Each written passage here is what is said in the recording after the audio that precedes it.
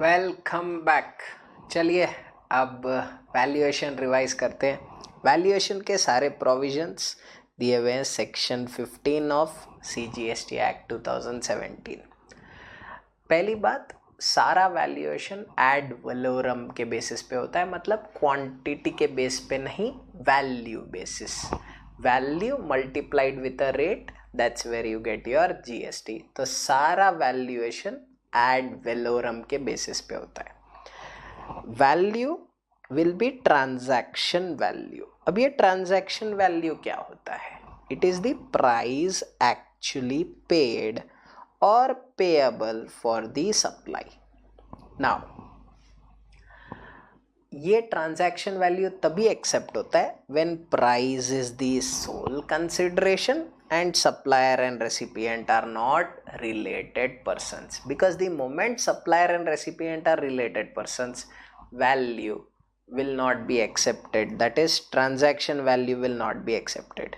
अगर आप कुछ एक्स्ट्रा रिसीव कर रहे हो, price is not the sole consideration और आपको कुछ एक्स्ट्रा मिल रहा है, तो value will be as per valuation rules. या अगर सप्लायर एंड रेसिपिएंट रिलेटेड है तो फिर भी value will be as per valuation rules. अब इस ट्रांजैक्शन वैल्यू सेक्शन 15 में कुछ इंक्लूजन्स है और एक्सक्लूजन्स है। Any tax other than GST and compensation cess is included in value. TCS will not form part of value. TCS is excluded, CBIC का specific circular है। कोई भी इंसिडेंटल या एंसिलरी चार्ज होगा वो वैल्यू में ऐड हो जाएगा, बिकॉज ऑब्वियस है, ट्रांसपोर्टेशन, पैकिंग, इंस्टॉलेशन, ये सब अगर कोई भी चार्ज है तो it will form part of value. Any third party payment made by the recipient on behalf of the supplier, अगर रेसिपिएंट ने कुछ एक्स्ट्रा पेमेंट किया है किसी और को और सप्लायर ने बोला था उसको कि इसको इतना सब पेमेंट कर देना, that means it is as good as recipient paying that amount to the supplier and hence that will be liable to GST। उस पे GST का implication आएगा ही। Then any subsidy which is directly linked to the price will get added, पर government subsidy पे GST नहीं लगता है। Sir directly link क्या होता है? Directly linked where there is a direct link with that particular supply. जैसे कि JK Shah classes coaching fees 1 lakh, उसमें से 5,000 is being paid by Infosys, you are paying 95,000, तो वो 5,000 जो है ना, it is directly link to the coaching fee of one particular student and that is called as directly linked, उस पे GST लग जाएगा। अगर वही गवर्नमेंट सब्सिडी होता तो फर्क ही नहीं पड़ता है कि डायरेक्टली लिंक्ड हो या नहीं हो, उस पे GST नहीं लगेगा। Then interest on delayed payment of consideration for a taxable supply। so जो interest कलेक्ट करते हैं हम, अगर अंडरलाइंग सप्लाई टैक्सेबल है तो उस पे जो इंटरेस्ट कलेक्ट हुआ है उस पे भी GST लगेगा।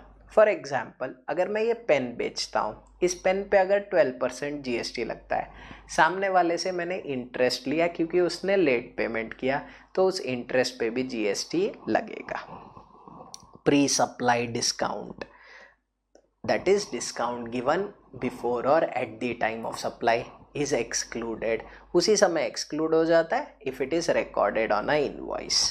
post supply discount मतलब जो डिस्काउंट बाद में मिलता है, आज सप्लाई किया पर बाद में मिलता है, उसको आप वैल्यू में रिड्यूस तभी कर सकते हो when it is known at the time of supply। Meaning known at the time of supply मतलब आपको अभी पता था कि आप को फ्यूचर डेट में डिस्काउंट मिल सकता है, अग्रीमेंट में आज ही लिखा हुआ है कि फ्यूचर में कोई ट्रांजैक्शन होगा तो पर यूनिट आपको इतना डिस्काउंट मिल जाएगा। Plus ITC should be reverse by the recipient, recipient को अपना ITC कम करना पड़ेगा, क्योंकि ऑन अ फ्यूचर डेट जब भी मैं ये डिस्काउंट पास करूंगा ना, तो एज अ सप्लायर मैं क्रेडिट नोट इशू करूंगा और वो क्रेडिट नोट में मैं अपना आउटपुट कम करूंगा। तो मैं जब अपना आउटपुट कम करूंगा तो एज अ रेसिपिएंट आपको अपना ITC कम करना पड़ेगा। That's the whole point. Recipient giving something free of cost, which was obligation of supplier. मतलब जो सप्लायर को लगाना था वो प्रोडक्ट बनाते समय, अगर रेसिपिएंट ने वो फ्री दिया है तो that is as good as a consideration.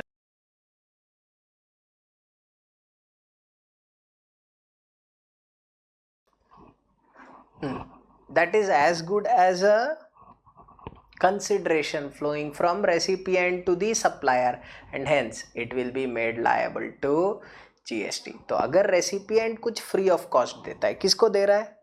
Supplier को। जो सप्लायर को लगाना था तो it is a additional consideration और उस पर GST लग जाएगा। देन देखो दो तरह के प्रॉब्लम्स आते हैं। एक होता है all inclusive question. All inclusive question मतलब एक अमाउंट दे दिया आपको, सारे चीज इसमें इंक्लूडेड है, इसमें GST भी है, एक्सक्लूजन्स को माइनस भी नहीं किया है, इंक्लूजन्स भी है, प्राइस भी है।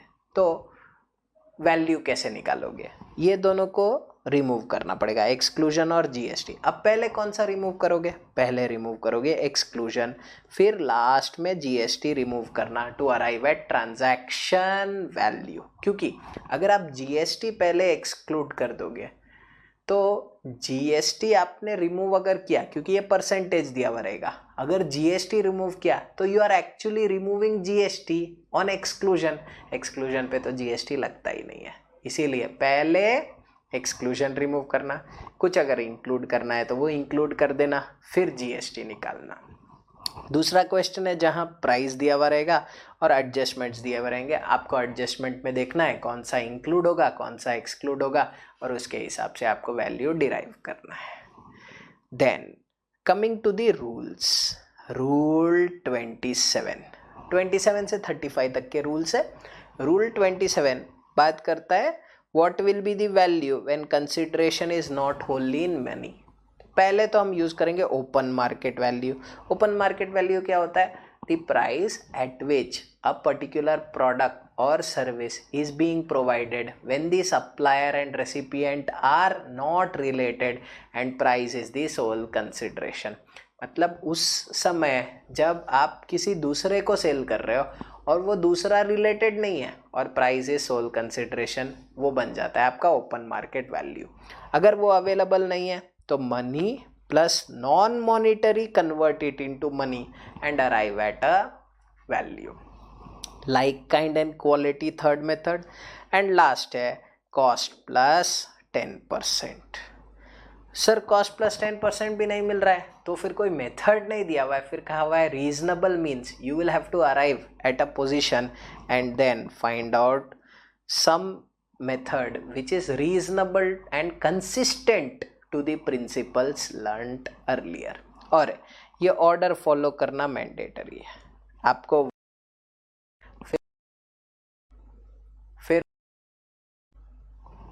फिर 4 and फिर 5, 1 2 3 4 5, this order has to be followed mandatorily, you don't have an option।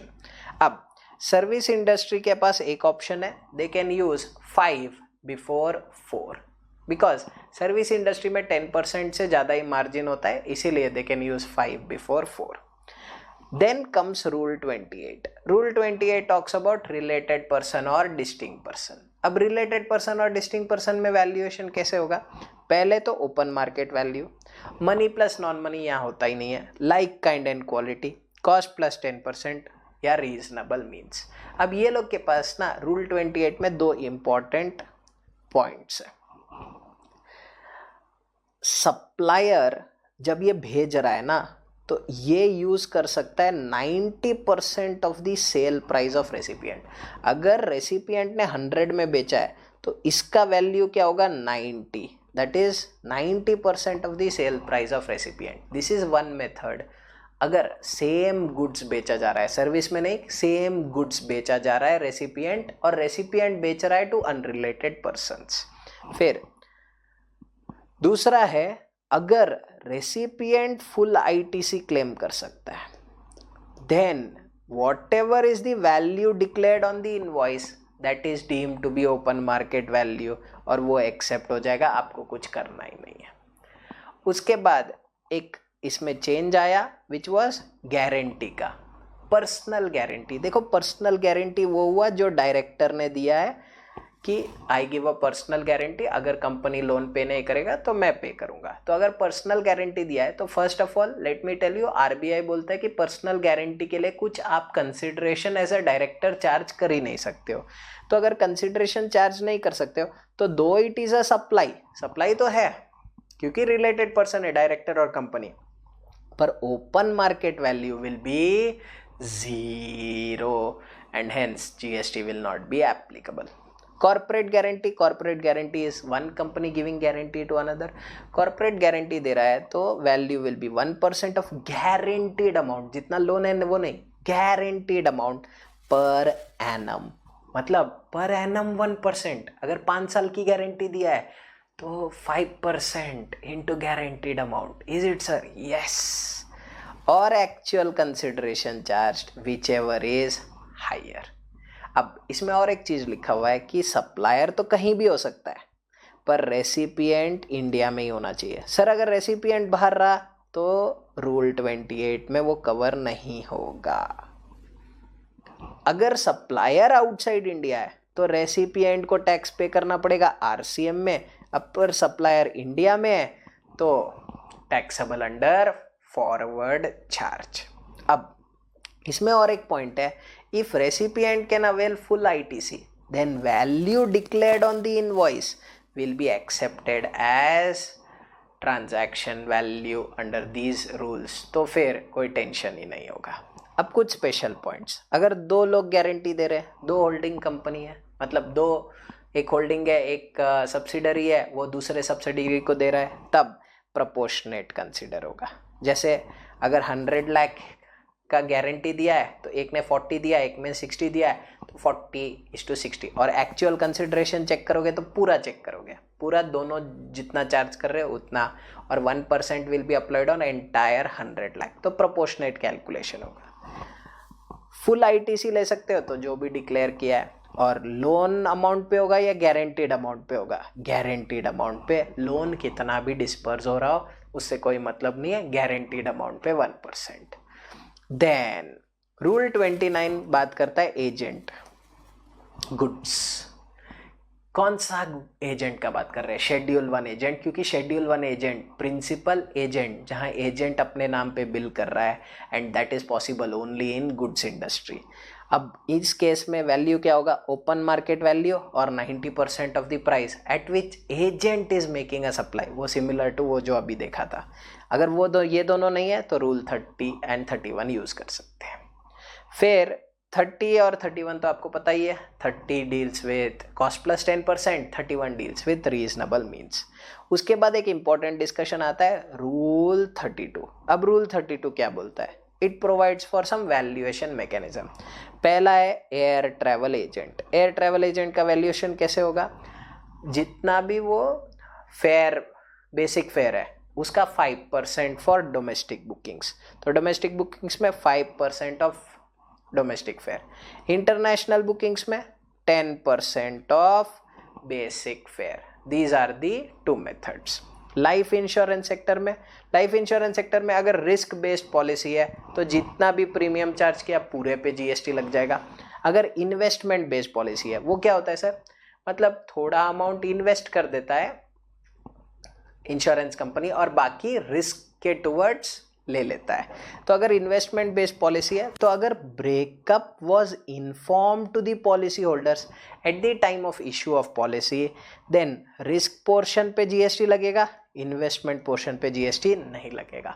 अगर ब्रेकअप इन्फॉर्म नहीं किया हुआ है तो फर्स्ट ईयर प्रीमियम पे 25% ऑफ द प्रीमियम चार्ज, मतलब risk portion is considered to be 25%, subsequent year premium पे 12.5% ऑफ द प्रीमियम चार्ज, और सिंगल प्रीमियम एन्युटी पॉलिसी है तो value will be 10% of the premium charge.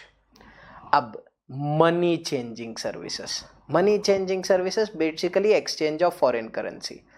RBI reference rate का एक है, एक slab rate का है, दो ऑप्शन है इसमें। आरबीआई रेफरेंस रेट में अगर वन करेंसी आईएनआर है और आरबीआई रेट अवेलेबल है तो difference between RBI rate and transaction rate into number of units of foreign currency. अगर आरबीआई रेट अवेलेबल नहीं है, रेफरेंस रेट उस करेंसी के लिए, तो 1% of the amount exchanged. And if none of the currencies is INR, तो 1% into lower of both the currencies in INR. दोनों आपको आईएनआर में कन्वर्ट करो, lower of both the currencies in INR. Slab rate 0 to 1 lakh, 1% of the amount exchanged, minimum 250. 1 lakh to 10 lakh, 1000 plus 0.5% of the amount in excess of 1 lakh. More than 10 lakh है तो 5500 plus 0.1% of the amount in excess of 10 lakh और maximum होता है 60,000. ये 1000 कैसे आया sir? 1 lakh into 1%, 1000 आ गया. 5500 कैसे आया? 1 लाख का 1% लगाओ और 0.5% इंटू 9 लाख करो. 4500 प्लस 1000, 5500. तो स्लैब रेट्स ऐसे डिटरमाइन हुए. मार्जिन स्कीम भी है. मार्जिन स्कीम भी रूल 32 में आता है. ये सेकेंड हैंड गुड्स डीलर्स के लिए है. तो क्या होता है, सेकेंड हैंड गुड्स अगर आप बेच रहे हो तो पहली बार तो पूरा जीएसटी पे किया ही होगा. अब सेकेंड हैंड जब बेच रहे हो ना, तब आप थोड़ा कम पे कर सकते हो. Value will be sale price minus purchase price. पर sale price minus purchase price मतलब आप खाली मार्जिन पे कर रहे हो ना. If you are only paying in margin, on margin, एक तो आईटीसी नहीं लेना चाहिए बिकॉज आप खाली मार्जिन पे कर रहे हो. नेगेटिव होगा अगर ये तो जीरो मान लिया जाएगा. और खाली माइनर प्रोसेसिंग इज अलाउड. मतलब ये जो आपने सेकेंड हैंड गुड्स खरीदा है और बेच रहे हो, उसको आप थोड़ा माइनर प्रोसेसिंग कर सकते हो. पूरा का पूरा चेंज करके नया प्रोडक्ट बना के बेच के फिर बोलोगे मार्जिन स्कीम चाहिए, तो गवर्नमेंट अलाउ नहीं करेगा. It should be only minor processing. Then अब क्या होता है, कभी कभी रीपोजेस्ड गुड्स बेचे जाते हैं. जैसे कि मैंने एक कार खरीदा, I was not able to pay the EMI, तो बैंक लेके चले गया. अब बैंक जब वो लेके चले गया, उसके बाद वो रिपोजेस मतलब वो रिपोजेस हो गया है. अब वो बैंक बेचेगा. बैंक जब बेचेगा तो कितने अमाउंट पे जीएसटी पे करेगा? उसके लिए वैल्यू होगा sale price by the bank minus purchase price of original buyer. Original buyer जिसने कार खरीदा था, माइनस 5% पर क्वार्टर और पार्ट ऑफ क्वार्टर. और कहाँ से कैलकुलेट होता है? डेट ऑफ परचेज से till the date of sale. बाकी के 3 पॉइंट सेम है कि अगर नेगेटिव होगा तो जीरो हो जाएगा, खाली माइनर प्रोसेसिंग अलाउड है, और आईटीसी नहीं ले सकते. अब मोटर व्हीकल का एक पॉइंट है जो रेट नोटिफिकेशन से आता है, but institute has kept it in the modules, तो हम लोग ये पढ़ेंगे. अगर आपने मोटर व्हीकल पे आईटीसी लिया है, जैसे ट्रक वगैरह पे तो आप आईटीसी ले सकते हो. अगर आपने मोटर व्हीकल पे आईटीसी लिया है तो पे GST on the sale price, tax on transaction value जितने पे बेच रहे हो, या ITC availed minus 5% per quarter और part of the quarter whichever is higher. ये कहाँ पढ़ा था सर? ये आईटीसी चैप्टर में सेक्शन 18(6). वो बोलता है कि या तो कभी भी आप असेट बेच रहे हो तो टैक्स ऑन ट्रांजैक्शन वैल्यू और ITC availed minus 5% per quarter of part of the quarter whichever is higher. अगर आपने आईटीसी अवेल नहीं किया है तो आपने डिप्रिसिएशन क्लेम किया होगा सेक्शन 32 में, तो value will be sale price minus depreciated value under section 32. अगर आपने डिप्रिसिएशन भी क्लेम नहीं किया है तो फिर cell price minus purchase price पे आप आराम से जीएसटी पे कर सकते हो. ठीक है. Then rule 31A. Now rule 31A क्या बोलता है? लॉटरी का वैल्यूएशन बताता है, और बेटिंग, गैम्बलिंग, हॉर्स रेस का.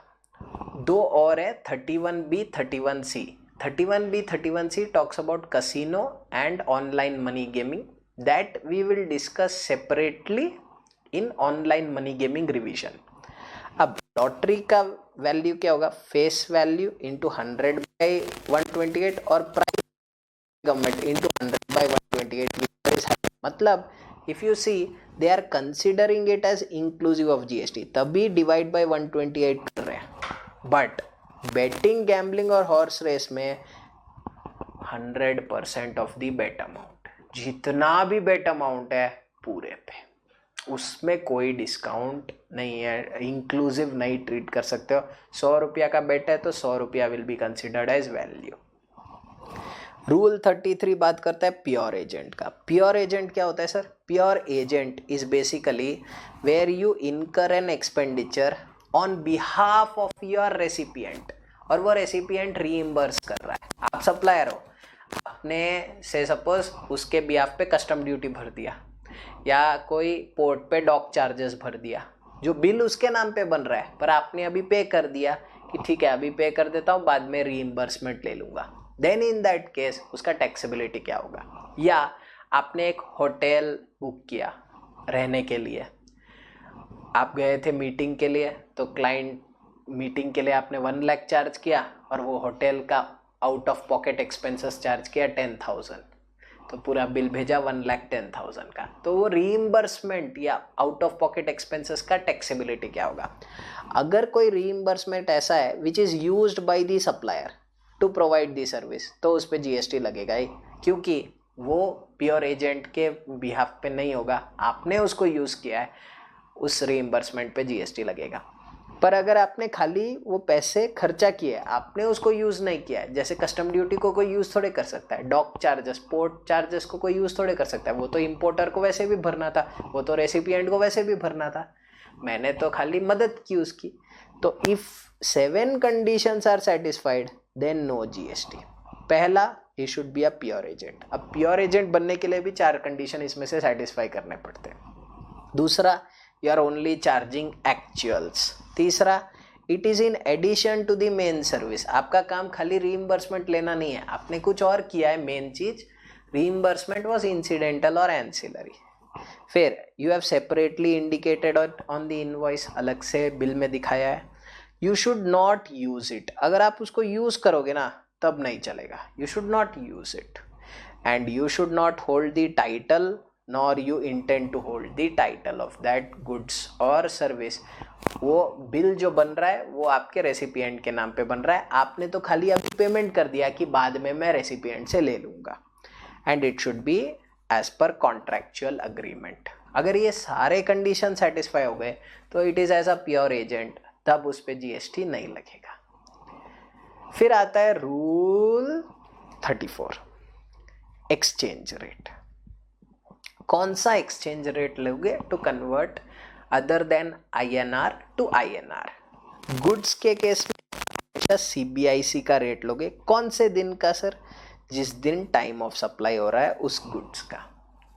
सर्विसेज के केस में आप जो अकाउंटिंग प्रिंसिपल्स में लिखा हुआ है वो रेट लोगे। एंड कौन से दिन का सर? TOS for services. फिर रूल 35 बोलता है अगर कोई भी अमाउंट मैंने रिसीव किया है और मैंने जीएसटी चार्ज नहीं किया था, तो whatever amount I have received will be considered as inclusive of GST. फिर कुछ इंपॉर्टेंट सर्कुलर्स। पहला है ओरिजिनल इक्विपमेंट मैन्युफैक्चरर। तो टाटा का एग्जांपल लेते हैं। टाटा कार बनाते हैं, it is the original equipment manufacturer, पर उस कार के बहुत सारे पार्ट ना कंपोनेंट मैन्युफैक्चरर्स बनाते हैं, क्योंकि टाटा की फैक्ट्री के पास बहुत सारे कंपोनेंट मैन्युफैक्चरर भी अपना फैक्ट्री खोल लेंगे। तो टाटा क्या करता है? मोल्ड्स देता है कि कैसा शेप का बनाना है, वो मोल्ड्स फ्री ऑफ कॉस्ट देता है कंपोनेंट मैन्युफैक्चरर को। तो ये जो फ्री ऑफ कॉस्ट मोल्ड्स देगा, क्या इस पे जीएसटी लगेगा? That was the question. CBIC ने कहा कि अगर ये टाटा का ऑब्लिगेशन था, टाटा तो रेसिपिएंट है क्योंकि वो कंपोनेंट्स खरीद रहा है, टाटा का ऑब्लिगेशन था कि मैं मोल्ड्स दूंगा, तो उस पे जीएसटी नहीं लगेगा। बट अगर वो सप्लायर का ऑब्लिगेशन था, then in that case it is an additional consideration flowing to the component manufacturer, तब उस पे जीएसटी लग जाएगा। फिर एक सर्कुलर है एयरपोर्ट लेवीज को लेकर। ना एयरपोर्ट लेवीज को लेकर क्या है सर्कुलर? बेसिकली यूज़र डेवलपमेंट फ़ी, पैसेंजर सर्विस फ़ी, ये सब चार्ज करता है एयरपोर्ट ऑपरेटर्स। पर आप एयरपोर्ट जाते हो तो एयरपोर्ट ऑपरेटर्स ये कलेक्ट नहीं करते हैं, it is collected by airline. Airline collect करता है और एयरलाइन वो कलेक्ट करके एयरपोर्ट ऑपरेटर्स को दे देता है. नाउ द क्वेश्चन वाज, ये जो एयरपोर्ट लेवीज एयरलाइन कलेक्ट कर रहा है on behalf of airport operators, क्या एयरलाइन को इस पे जीएसटी पे करना है? The answer was no. The liability to discharge GST is on airport operators and it is not on airline. पर एयरलाइन भी ना एक छोटा सा कमीशन चार्ज करता है. क्या उस कमीशन पे वो लोग को जीएसटी पे करना पड़ेगा? The answer is yes. जो कमीशन एयरलाइन वाले चार्ज करेंगे ना, उन पे उनको जीएसटी पे करना पड़ेगा because they are the supplier of that commission service. फिर एक छोटा सा सर्कुलर है which is related to import of service only. अगर इम्पोर्ट ऑफ सर्विस हो रहा है रिलेटेड पर्सन से, मैं रिलेटेड पर्सन से इंपोर्ट कर रहा हूँ, तो रूल 28 लगना चाहिए. अब रूल 28 तो बोलता है कि अगर recipient can avail full ITC then whatever value have declared on the invoice will be deemed to be open market value. यही क्लैरिफाई किया है कि अगर आप आउटसाइड इंडिया से भी कोई सर्विस ले रहे हो, अगर आप रेसिपिएंट हो जो फुल आईटीसी ले सकता है, then whatever is the full ITC that you can claim, no problem at all. जो आप वैल्यू में लिखोगे, मतलब जो आप इनवॉइस में लिखोगे वैल्यू, वो एक्सेप्ट हो जाएगा. आपने 1 लाख लिखा, ओके, आरसीएम में पे करके आईटीसी ले लेना. आपने 0 लिखा, ओके, वो भी चलेगा. तो 0 भी चलेगा इन दीज केसेस, बिकॉज अगर रेसिपिएंट फुल आईटीसी ले सकता है तो जो मैं इनवॉइस पे लिखूंगा that will be the value. That means मैं कुछ भी लिख सकता हूँ इंक्लूडिंग 0. अब क्विकली एक बार सारे प्रोविजंस अच्छे से रिवाइज कर लेते हैं. पहले हमने देखा वैल्यू कहाँ से फाइंड होता है, सेक्शन 15 से. 2 कंडीशन ट्रांजैक्शन वैल्यू के लिए, price is the sole consideration, supplier and recipient are not related person. दोनों कंडीशन सेटिस्फाई हो गए, कोई टेंशन ही नहीं. इंक्लूजन्स एक्सक्लूजन्स, इंक्लूजन्स कोई भी टैक्स रहेगा इंक्लूड होगा, जीएसटी नहीं, कॉम्पेंसेशन सेस नहीं, टीसीएस नहीं, incidental charges yes, third party payment yes, interest on delayed payment for a taxable supply yes, pre supply discount नहीं, पोस्ट सप्लाई डिस्काउंट नहीं, if it is known at the time of supply and ITC is reversed by the recipient. Incidental charges obviously add होंगे. कोई recipient ने अगर free supply किया विच was obligation of the supplier, वो भी add होगा. 2 type के प्रॉब्लम, ऑल इंक्लूसिव क्वेश्चन दिया हुआ है तो पहले एक्सक्लूजन्स निकाल देना, उसके बाद जीएसटी निकाल देना. और अगर एडजस्टमेंट वाला क्वेश्चन है तो पहले एडजस्टमेंट्स कर लेना. Plus something which is already considered, जैसे क्वेश्चन में बोला है गवर्नमेंट सब्सिडी ऑलरेडी कंसिडर्ड, तो वापस उसको माइनस मत करना. क्यों? क्योंकि अगर ऑलरेडी कंसिडर्ड है तो ऑलरेडी उसको माइनस कर चुके हैं. अभी ऑलरेडी माइनस कर चुके तो वापस माइनस करोगे तो डबल माइनस हो जाएगा ना. Already considered for subsidy means it is reduced. Net भी बोलेगा तो मतलब it is already reduced. Included बोलेगा तो उसमें है, फिर ट्रीटमेंट उस हिसाब से करना, टैक्सेबिलिटी के हिसाब से. तो इंग्लिश का ध्यान रखना विथ रिगार्ड टू क्वेश्चन. उसके बाद रूल 27 तो आपको पता ही है, consideration not होल्ली in money, open market value, monetary plus non monetary, like kind and quality, cost plus 10%, reasonable means. Rule 28 open market value, like kind and quality, cost plus 10%, reasonable means. 2 method है, 90% of the sale price of recipient use कर सकते हो, या अगर recipient पूरा ITC ले सकता है तो whatever you declare on the invoice is deemed to be open market value. Personal guarantee, supply है बट उसका ओपन मार्केट वैल्यू 0 होगा. Corporate guarantee 1% of guaranteed amount per annum और actual consideration charge whichever is higher. वो बहुत important है, वो सारे clarifications याद रखना. और रेसिपिएंट इंडिया में रहेगा तभी उसका वैल्यूएशन इस हिसाब से होगा. रेसिपिएंट आउटसाइड इंडिया है तो रूल 28 अप्लाई नहीं होगा क्योंकि वहाँ लिखा हुआ है लोकेटेड इन इंडिया. प्लस एक बहुत इंपॉर्टेंट पॉइंट है इसमें ही कि अगर रेसिपिएंट पूरा आईटीसी ले सकता है तो टेंशन ही नहीं है, आराम से what ever is declared on the invoice that will be the value. 1% per annum याद रखना, हाफ होगा तो हाफ ईयर का लगेगा, 5 ईयर रहेगा तो 5 ईयर का लगेगा। सर अगर हर ईयर देते हैं तो हर ईयर देते हैं तो हर ईयर पे करते रहना। Rule 29, agent, agent goods schedule 1 का ओपन मार्केट वैल्यू यूज कर सकते हो या 90% at the of the price at which agent is supplying to unrelated persons. फिर रूल 32 देखा हमने। रूल 32 क्या बोलता है सर? बहुत कुछ बोलता है sir. Air travel agent domestic bookings 5% of basic fair, international bookings 10% of basic fair. Life insurance sector risk based policy होगा तो total premium charge. Investment based policy होगा तो अगर ब्रेकअप अवेलेबल है तो रिस्क पोर्शन पे, अगर ब्रेकअप अवेलेबल नहीं है तो फर्स्ट ईयर पे 25%, सब्सिक्वेंट ईयर पे 12.5%। Single premium annuity policy 10%। Money changing services RBI rate अगर अवेलेबल है तो RBI reference rate minus transaction rate into number of units. नहीं अवेलेबल है तो 1% of the amount exchanged. None of the currencies is INR. Convert both into INR. Lower of the two into 1%. Slab rates use कर सकते हैं, हाँ 0 to 1 lakh 1%, minimum 250, 1 lakh to 10 lakh 1000 plus 0.5% of the amount in excess of 1 lakh and more than 10 lakh होगा तो 5500 plus 0.1% of the amount in excess of 10 lakh, maximum 60,000। उसके बाद rule 31 है lottery inclusive treat करना, face value और price notified को, जो भी हायर रहेगा that will become the value. Betting, gambling, horse race 100% of the bet value. Pure agent अगर सारे 7 कंडीशन सेटिस्फाई हो गया तो प्योर एजेंट बन जाओगे, उस पर जीएसटी नहीं लगेगा। अगर नहीं सेटिस्फाई हुआ तो that will be liable to GST. Exchange rate goods के केस में सीबीआईसी रेट यूज करोगे, सर्विसेज के केस में गैप रेट और टाइम ऑफ सप्लाई के दिन का। 7 कंडीशंस अच्छे से थोड़ा ध्यान में रखना। Separately indicated actuals charge, does not use it, does not hold title as per contractual agreement, acts as a pure agent while receiving those services. Rule 35, amount will be treated as inclusive of GST if GST is not charged separately. फिर circulars OEM का याद रखना, airport levies का भी important है, import of service का easy है, rule 28 का एप्लीकेशन है। See you all in the next video.